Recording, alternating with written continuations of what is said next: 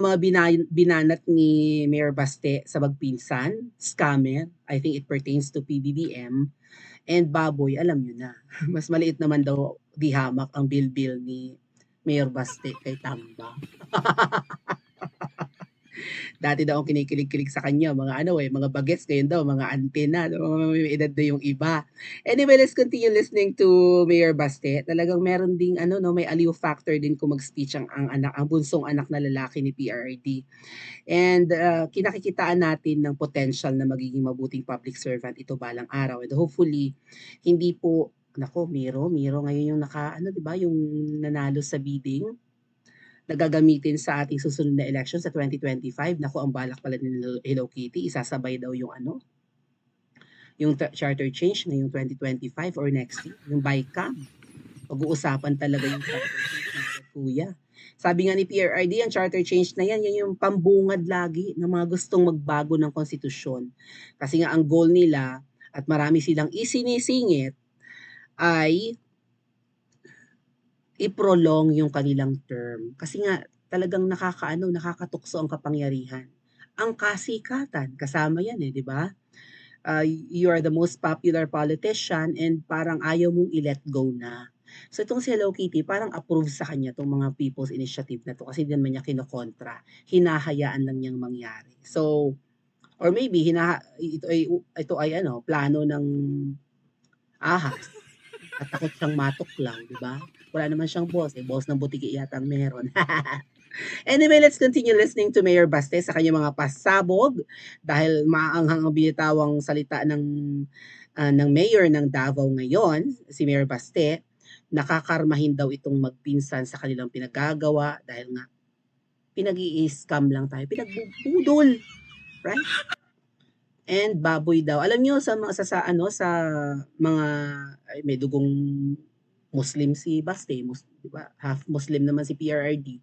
Kapag tinawag kang baboy, yan? Mari-mari ang pagkatao mo, right? As in, you're filthy. Marumi ang iyong pagkatao. Pag tinawag kang, lalo sa mga kababayan nating Muslim, huwag na huwag silang tatawagin baboy.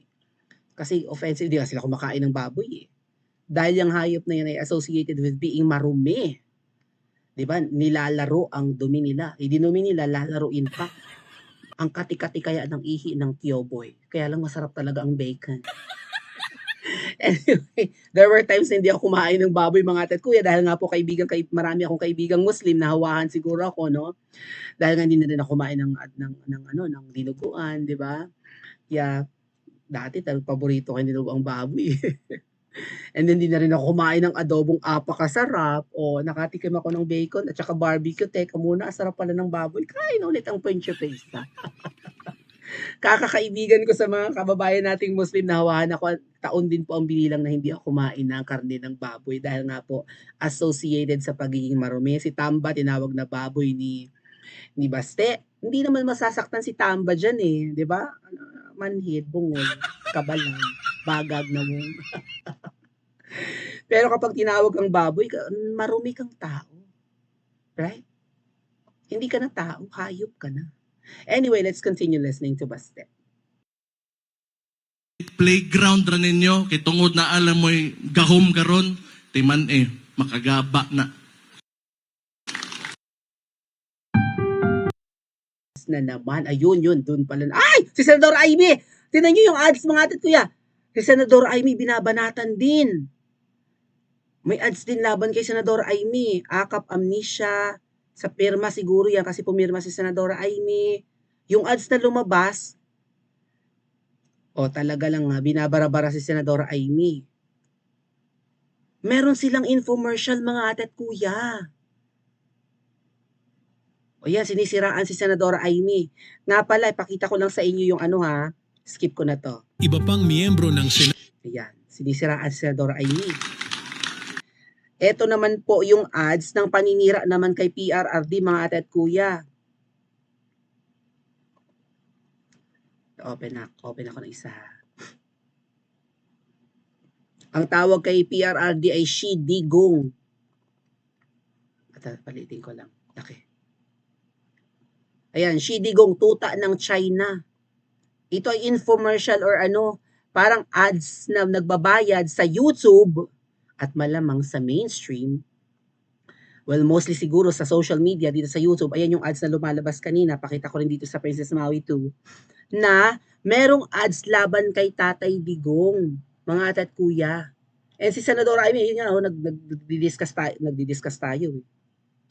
So, parang ang ibig nilang sabihin dito, nung si PRRD tumatakbo, nangangako siya na, di ba, lalabanan ng China, magje-jet ski, nung naging presidente na, huyo na, parang tuta na ng China si PRRD. O mga gago raw yung mga naniwala kay PRRD, syempre kampanyahan yun, kumbaga bulahan nga, sabi ni PRRD.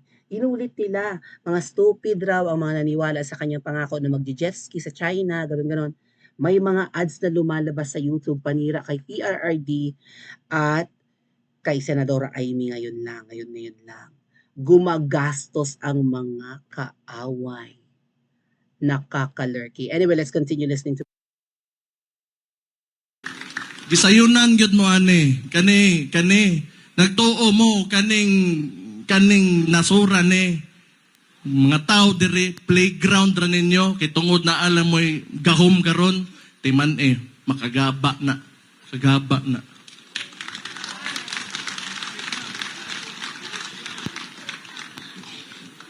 Undang na gustorya. Kapoy na ko.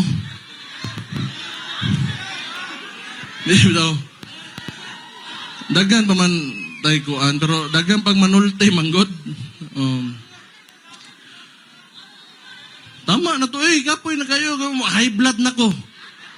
Lami ra bang chicharon karkar. Malitson na rest ng lami. Pero ko suroy mo dito. Kami, salamat kayo na maraming may kang mayor nga maka-storyan diri makasulti mininyo. Thank you gyud kaayo. Ang ako alang manawagan pog ko kanina timan-an ako. O tanawa na ang Senado o Congress tanawa gud ninyo. Kung wala pa ni nagkandalit sinitanan, nganong gaaway man ang upper house o lower house, yan ang Senado na to Congress.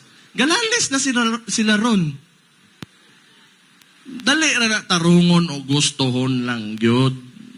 Daghan man mo kamo mga leader at some point sa inyong balay. Kung ikaw amahan o kung ang inahan man mo naikuan nas taas, ikaw ang leader diha, na ay samok kaya nimo tarungon. Pag abot sa inyong trabaho na kay amo, kung inyong amo gusto tarungon ng usa ka problema, kaya tarungon. Pagbuta sa mga mas taas pag sa gobyerno, sa barangay, na amoy eksekutibo, na amoy kapitan, kung gusto lang tarungon, kaya tarungon. Musaka ta sa syudad, ako mayor, na problema sa ako mga konsehal, para mahuman, tarungon na to. Akong pangutana, saka tas pinakataas, atong presidente, naan naman yun sa imuha tanan yun. Gunit na magyun mo tanan. Nganong di man nimo kaya tarungon.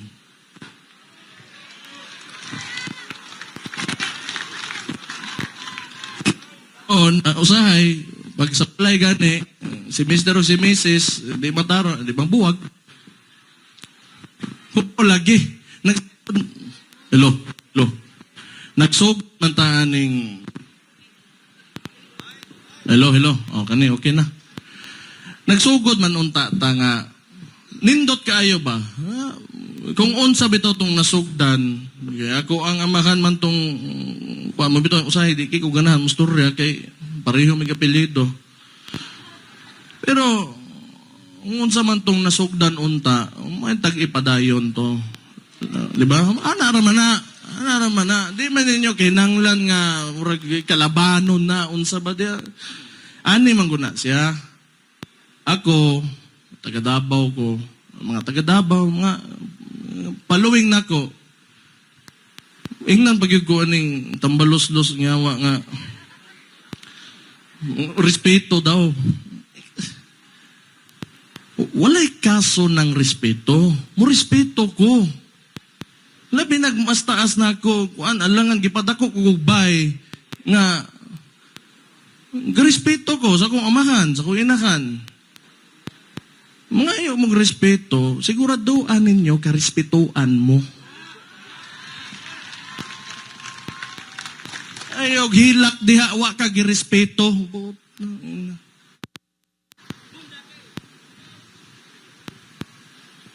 Walay kaso, magpasakop ko. Magpasakop ko ninyo og maayo lang unta mo.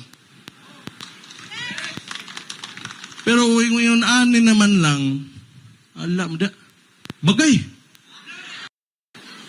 Scam, tawag ana, in short.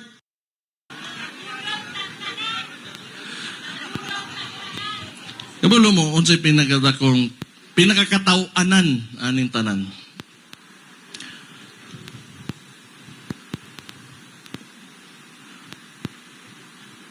Ibakak ni mo ng tag-20 nga bugas.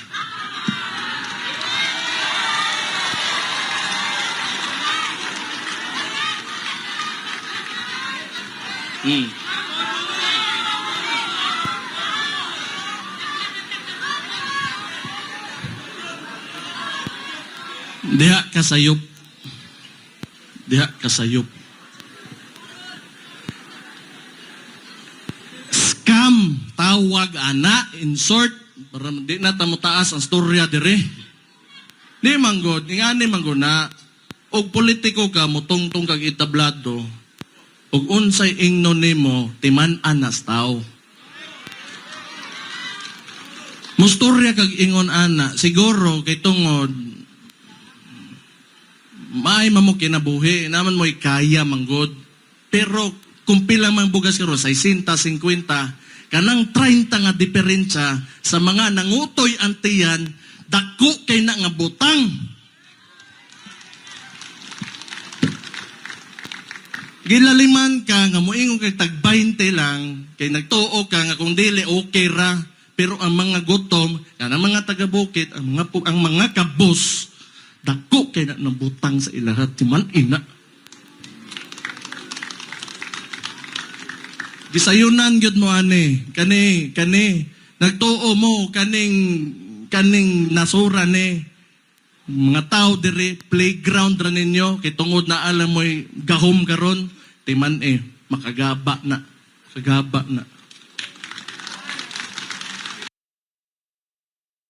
Ayun. So, doon sinabi pala ni Mayor Baste na kung pinaglalaroan nyo lang, ginagawa nyong playground ang bansang ito dahil kayo may mga power, may gahom, may kapangyarihan, mga gamhanan, well, abang-abangan nyo dahil may karma daw yan, may gaba. Scam daw ang ginawa ni PBBM ng pangangako ng bigas kasi sa kanila baka hindi sila masyadong hirap sa pagbili ng bigas, 'di ba?